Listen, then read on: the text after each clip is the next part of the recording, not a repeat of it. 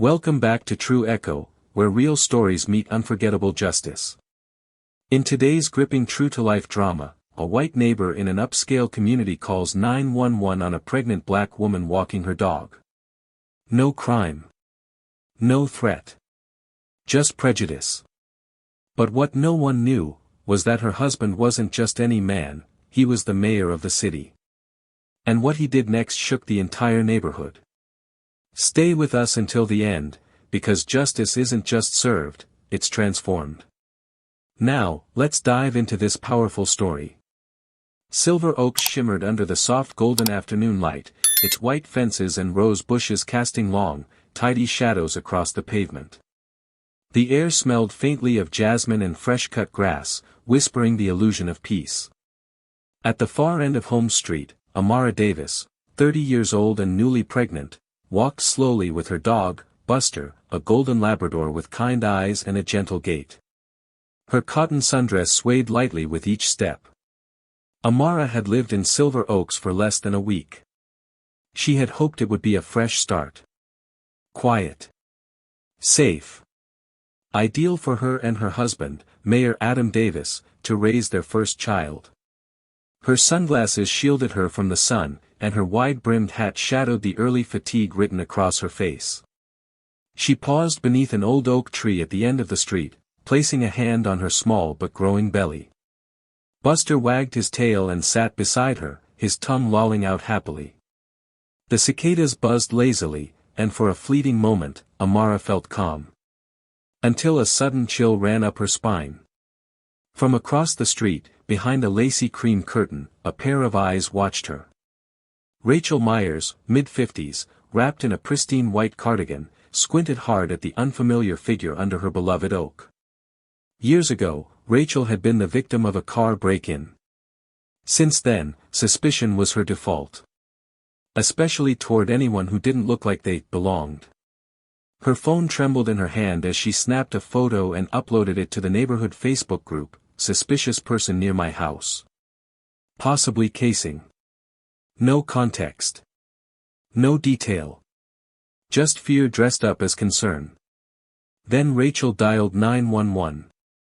"There's a suspicious black woman loitering near Holmes Street in Silver Oaks," she told the dispatcher, adding a hint of urgency. "She's just standing there. I think she's up to something." Minutes later, sirens broke the stillness.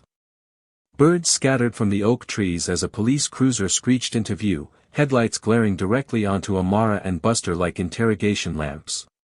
Neighbors peeked through their blinds. No one came out. 2 officers stepped out.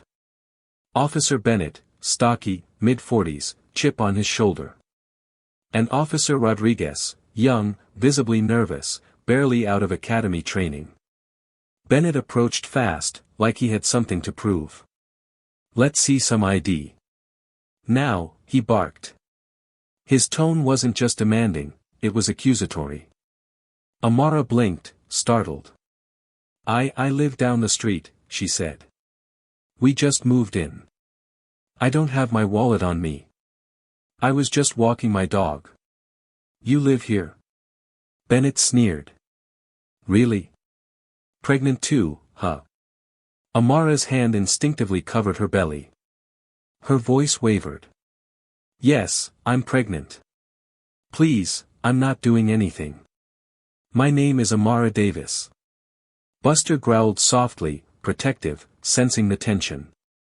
Bennett didn't flinch. "That dog yours?" he snapped. "Yes, he's harmless," she said. "We're just taking a break." Then things escalated. Bennett grabbed her arm. Not gently. Amara gasped, wincing as the pressure on her elbow sent pain shooting up her arm and across her abdomen. "Please," she cried. "You're hurting me." Rodriguez shifted on his feet but said nothing. "Stop resisting," Bennett said flatly, tightening his grip. Amara, heart racing, managed to slip her phone from her pocket. With shaking hands, she tapped one message, "Police. Help." She pressed send. The location ping shot straight to Adam Davis. At that very moment, Mayor Adam Davis stood in the marble atrium of City Hall, finishing a press conference. His phone buzzed once, then again. He glanced down. The message glared up at him, police. Help. And the GPS coordinates were home. Without saying a word, he turned and bolted. Meanwhile, back on Holmes Street, the scene spiraled downward. Amara was crying now, from pain, fear, humiliation. The cool metal of the cuffs clamped down on her wrists. "I'm pregnant," she begged. "You're hurting my baby." Bennett didn't respond. "Fake pregnancies," he muttered to Rodriguez. "Common tactic."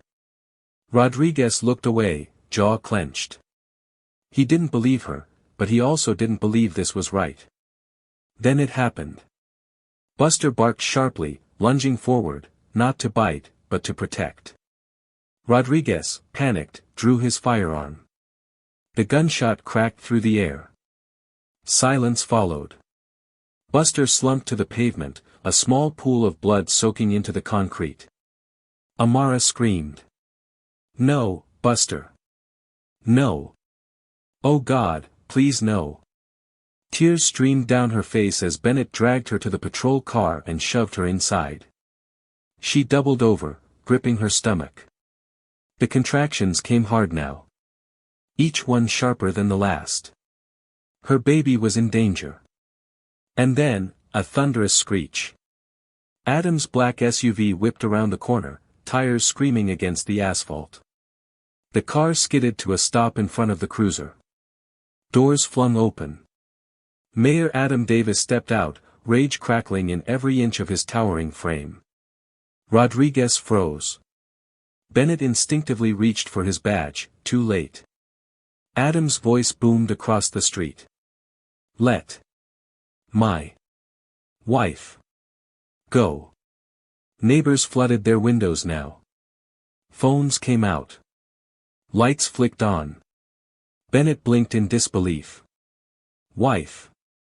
Adam was already at the cruiser door, fists clenched, fury barely contained. "Her name is Amara Davis. She is my wife. And you shot her dog.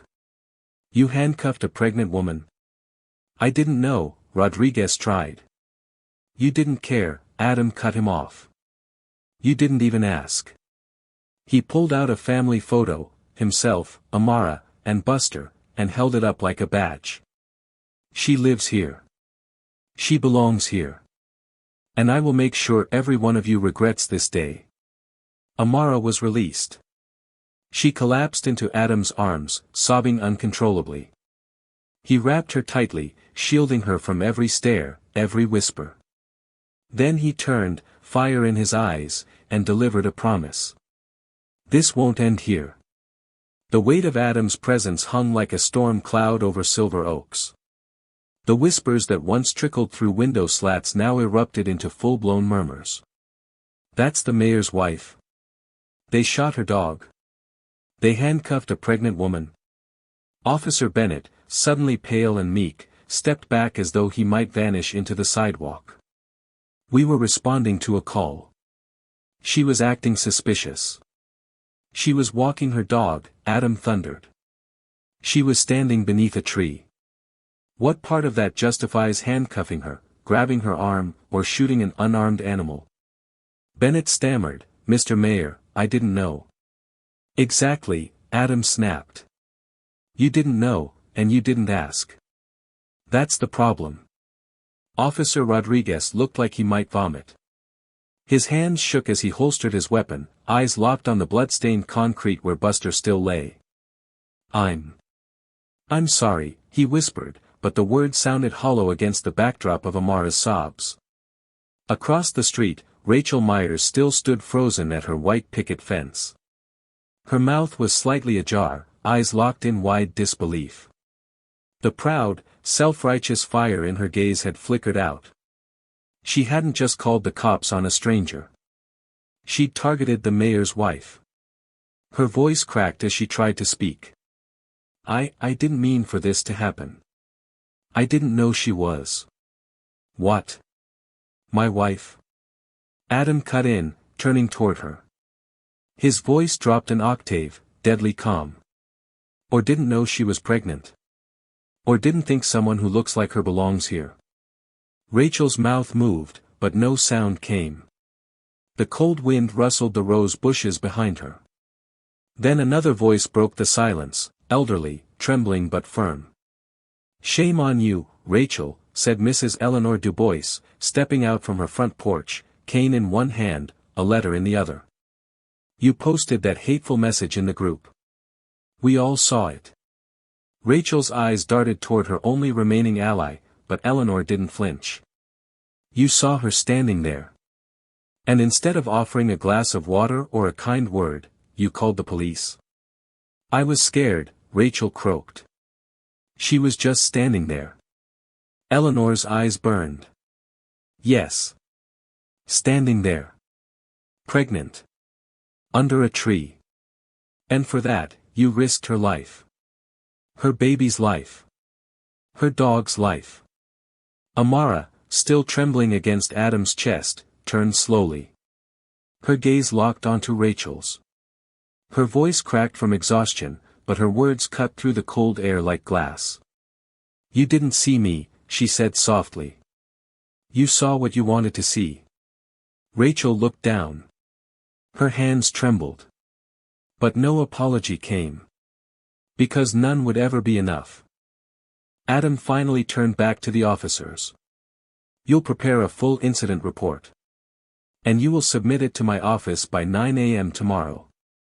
Include everything, the call, the response, the force used. Every detail."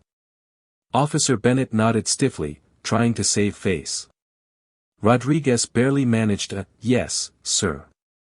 Then, without another word, Adam lifted Amara into his arms and carried her to the SUV. The doors shut with a firm finality. They didn't look back.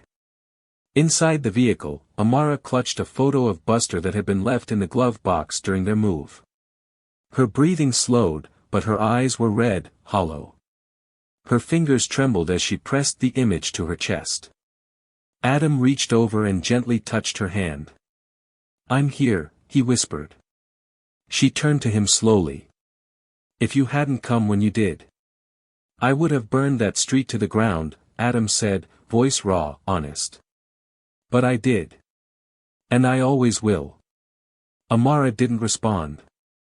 She just leaned into him, the weight of the day sinking deep into her bones. She whispered, "We have to do something. Not just about them, about all of this. People like Rachel. Officers like Bennett. If this happened to me, how many others?" Adam exhaled slowly. "Then we fight," he said. "Not just with headlines. With policy.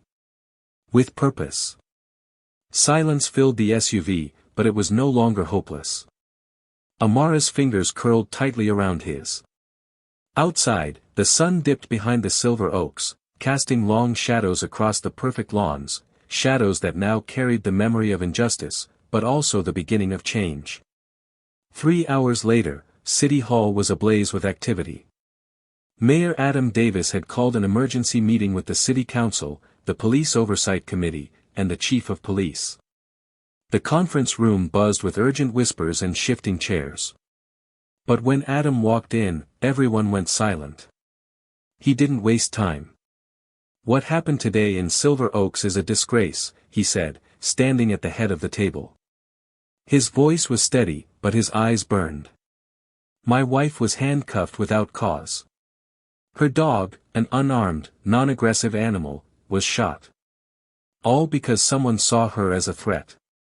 Because of her skin color. Because of her silence. Because of her existence." The police chief shifted uncomfortably. "Mr. Mayor, I'm deeply sorry about what happened. We're already looking into." "Don't apologize to me," Adam cut him off sharply. "Apologize to her. And more importantly, fix this. I want a formal investigation into Officers Bennett and Rodriguez. I want a review of every 911 call received in the last year that led to excessive force against unarmed individuals. I want body cam regulations rewritten to mandate accountability in every neighborhood, not just downtown. The room was dead silent. No one dared argue. Adam continued, pacing slowly. We always say, it doesn't happen here. But it does. And it just did. In our so-called model neighborhood. Where a woman was criminalized for walking her dog while pregnant. A council member cleared his throat. What about the caller, sir? Can anything be done about her role? Adam stopped. His eyes narrowed. We'll get to her. But first, the department.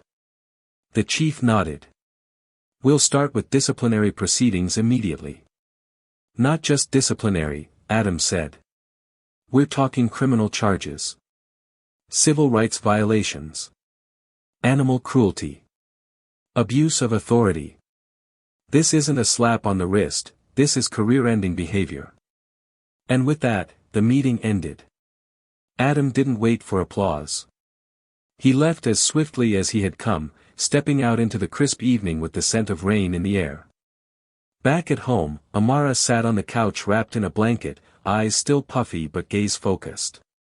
She was watching the footage. Neighbors had posted videos online, showing the moment the officers approached her, the sound of Buster barking, the gunshot.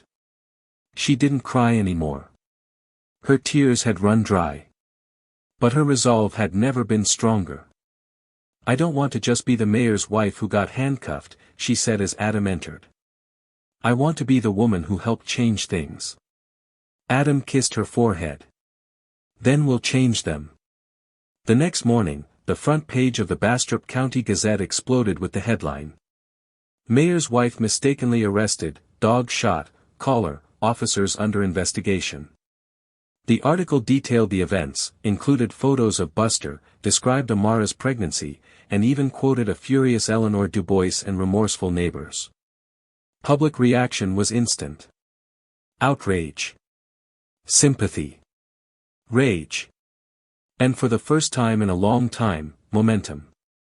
Within 48 hours, over 50,000 people signed a petition demanding justice for Amara and the removal of both officers involved. Animal rights organizations joined the cry, as did civil rights activists and media outlets from across the state. Rachel Myers, meanwhile, had become a pariah.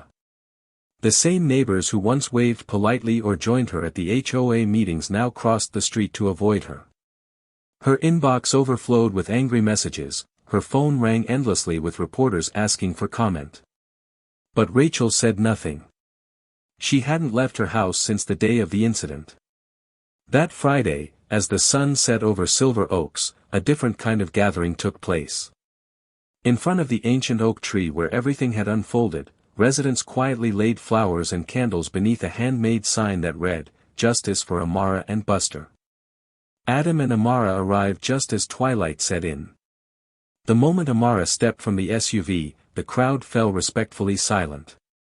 She walked slowly, holding her belly with one hand, Adam's arm with the other.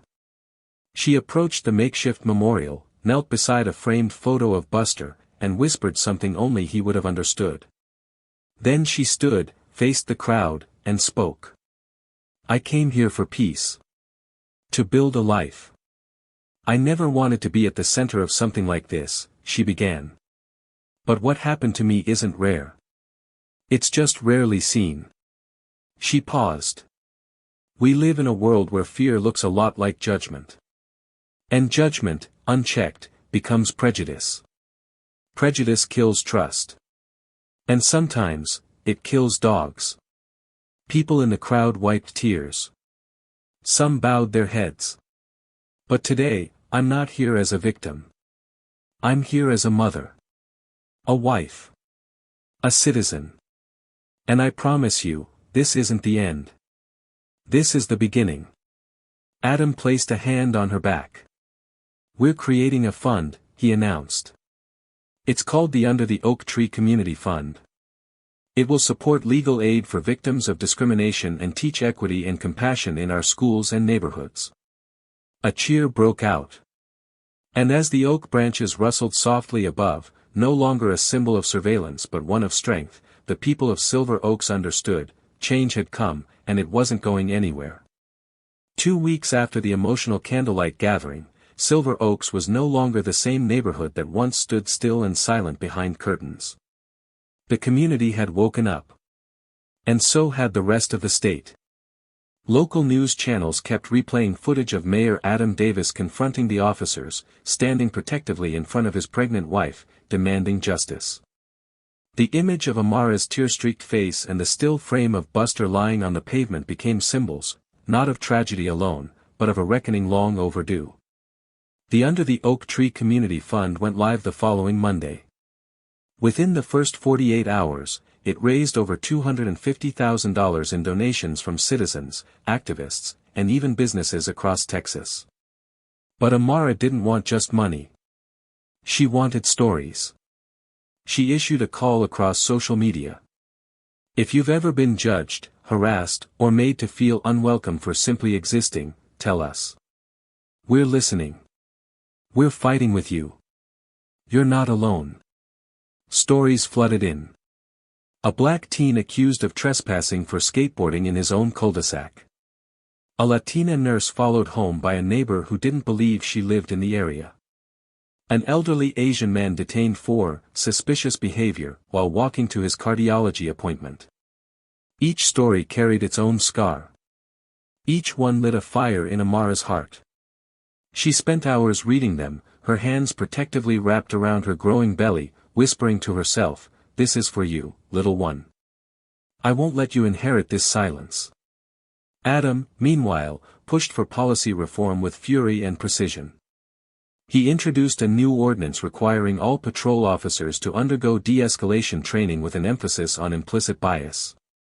All 911 calls reporting suspicious persons now required follow-up verification before dispatch. More importantly, Mayor Davis signed an executive order creating a civilian oversight committee, with rotating residents of all backgrounds, to review every case involving excessive force or racial profiling. It was bold, controversial, and long overdue. But not everyone was pleased. Rachel Myers had tried to disappear. Her once perfectly manicured lawn had gone wild. Her mailbox overflowed with uncollected letters. She was no longer invited to book clubs or HOA meetings. Children whispered when they passed her house. She was a ghost haunting her own story. That changed when a knock came at her door one Thursday afternoon. When Rachel opened it, she was shocked to find Mrs. Eleanor Dubois and Mr. Chen standing side by side. Eleanor didn't mince words. "We're holding a community healing forum," she said. "And you should come." Rachel blinked. "Why would I be welcome?" "You're not," Mr. Chen said, bluntly. "Not yet. But you should still come." Rachel almost closed the door on them. But something stopped her. Perhaps it was the hollow ache inside her house, the silence left behind by former friends, the weight of seeing her name in shameful headlines. She nodded slowly. "I'll come." The Community Healing Forum was held at the Silver Oaks Town Hall. Hundreds showed up. A row of empty chairs was placed on stage, labeled, "The Ignored." The Judged. The Watched. The Silenced. Amara took her seat among them, her belly now visibly round under a soft blue dress. Her eyes swept across the crowd. The first to speak wasn't a politician or a pastor. It was a 16-year-old named Jordan, tall, lanky, with a quiet voice and a violin case slung over his shoulder. "Last summer," he said, "I was stopped 5 times in this neighborhood walking home from lessons. Every time, it was someone different. Every time, I had to explain who I was. Every time, I felt less like a neighbor, and more like a suspect." Gasps echoed across the room. Some people looked down. Others nodded solemnly. Next came Mrs. Yamamoto, who spoke of the time she was followed for 2 blocks after her walk to the grocery store. "The person never confronted me," she said. "But I felt their eyes like a blade in my back." The forum went on for hours. Dozens shared. Hundreds listened. Some cried. Others apologized, openly, honestly, not defensively. Then Rachel stood up. Silence fell like a curtain. She walked slowly to the microphone, her voice trembling. "I don't deserve forgiveness. And I didn't come here to ask for it," she said. "I came here because I was wrong. Terribly wrong. And I see that now." She turned to Amara. "You didn't have to forgive me, and you still don't. But I want to be better. I need to be better. And if I can't undo what I've done, maybe I can stop someone else from doing the same." Rachel stepped down. She didn't cry. But something in her posture shifted, a weight had cracked loose from her spine. Amara stood slowly, and the two women locked eyes. Amara gave a faint nod, neither acceptance nor rejection. Just acknowledgement. The start of something not yet defined. The room erupted in applause. Not for Rachel. But for the truth. The unvarnished truth finally said out loud. Afterward, Amara stepped outside, her hand resting gently on her stomach. The night air was cool, the stars quiet and bright. Adam joined her. "You did that," he said. "You made them see." "No," Amara said, her voice soft. "We made them see. And we're just getting started."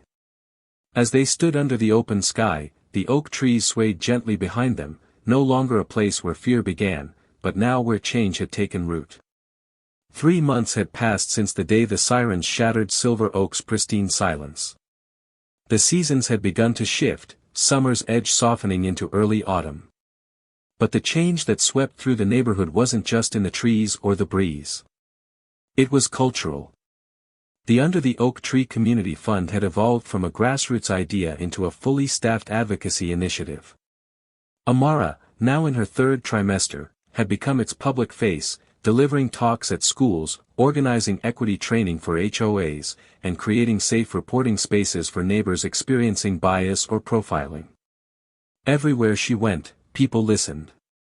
In one packed community center near the outskirts of Bastrop, a woman in tears raised her hand during Q&A and whispered, "No one ever believed me. Until your story." Amara placed her hand on the woman's shoulder. "I believe you. And we're building something for you. For all of us." Meanwhile, the consequences of that day continued to ripple through official channels. Officer Bennett had been terminated and was facing criminal charges for use of excessive force, civil rights violations, and obstruction of justice. The footage of him handcuffing a pregnant woman, without provocation or verification, played on repeat during the Oversight Committee hearings. Officer Rodriguez had also been dismissed, though his remorse and cooperation spared him from criminal prosecution. Still, the stain on his record was permanent. Rachel Myers quietly put her home up for sale, the same house she had once taken such pride in, the same lawn from which she had watched and judged. It lingered on the market for weeks. Real estate agents whispered behind closed doors, potential buyers Googled her name and recoiled. She had become infamous. And yet, in an act that surprised the entire community, Rachel requested to speak once more, this time at a city council meeting. She stood before the same dais where Adam presided as mayor, her voice unsteady but intentional. "I'm not asking for my reputation back," she said plainly. "I'm asking to help repair the damage I caused. I've donated half the profit from my home sale to the Under the Oak Tree Fund. I want to volunteer. I want to learn." There was a long pause. And then, to the surprise of some, Amara, seated beside Adam, simply nodded. "We don't need saviors," she said softly. "We need neighbors. If you're willing to be that, then yes." Adam had changed, too. The weight of that day never left his shoulders, but he had transformed that pain into progress. His platform had grown statewide. Other cities began reaching out for guidance on how to replicate Bastrop's new accountability measures. Civil rights leaders invited him to speak about how to balance public service with personal stakes. But he always said the same thing: "This wasn't about me. It was about a pregnant woman. My wife. And it should never have happened to her. Or anyone. In the evenings, Adam and Amara would sit together on their porch, looking out at the quiet street, now filled with new kinds of greetings, a wave from Mrs. Du Bois, a nod from Mr. Chen, even a hesitant hello from a newly moved-in couple across the way. One evening, as they rocked gently on the porch swing, Amara placed her husband's hand on her belly. The baby kicked, strong and certain. Adam smiled. "We'll tell them one day," he said. "What you went through. What we fought for." Amara nodded, her eyes distant. "I'll tell them about Buster. About that oak tree. And about how we turned pain into something powerful." That same week, at Silver Oaks Elementary, the school hosted a special assembly inspired by the fund's initiatives. The principal invited Amara to speak. She stood before a sea of young faces, children of every background, ethnicity, and walk of life. Behind her was a large screen displaying the words, "Compassion is the strongest policy." She held up a photo of Buster, the loyal Labrador who had tried to protect her. "This," she said gently, "was Buster. He wasn't just a dog. He was family. He did what many don't. He stood between me and harm." Some of the children grew quiet, somber. "I want you to be like Buster," Amara said, voice strong. Not because he barked. But because he didn't hesitate to stand up for someone he loved. Even when it was scary. A hand shot up. A boy with bright eyes asked, "What happened to the person who hurt you?" Amara paused. Then she said, "They faced the truth. And truth has consequences. But I don't want you to remember the pain. I want you to remember the change." Back at home that night, Adam found her curled on the couch, both hands on her belly, the flicker of candlelight dancing across her face. "You were incredible today," he whispered, sitting beside her. "I was honest," she replied. "That's what we owe them. Honesty. Accountability. And hope." She looked down at the curve of her stomach. "This child will grow up in a different city than the one I stepped into. And that's because we didn't stay silent." Adam kissed her forehead. "And because you're the bravest woman I know." They sat in silence for a while, listening to the wind rustling the branches of that ancient oak tree beyond their window, once a symbol of surveillance and judgment, now a living monument of justice, change, and renewal. On a crisp Saturday morning, the Davis family stood together beneath the ancient oak tree, the very place where it all began. The crowd gathered around them was large but respectful. Children clutched hand-drawn posters. Neighbors who once hid behind curtains now stood in full view, hands in pockets, eyes open and listening. Today wasn't about protest or punishment. It was about remembrance. A marble plaque had been installed at the base of the oak, bordered by flowers and polished brass. It read, "In honor of justice, compassion, and Buster, loyal friend. May this tree bear witness to change." The moment was quiet. Amara, wrapped in a pale green coat, stepped forward and touched the plaque. Her hand lingered. Her voice, when it came, was steady and clear. "Some trees grow for shade. Others for beauty. This one grew into a mirror. It showed us what we refused to see. But now, it'll stand for what we choose to be." People clapped. Some cried. Others simply bowed their heads. As the sun peeked through the leaves, Mayor Adam Davis placed his arm gently around his wife.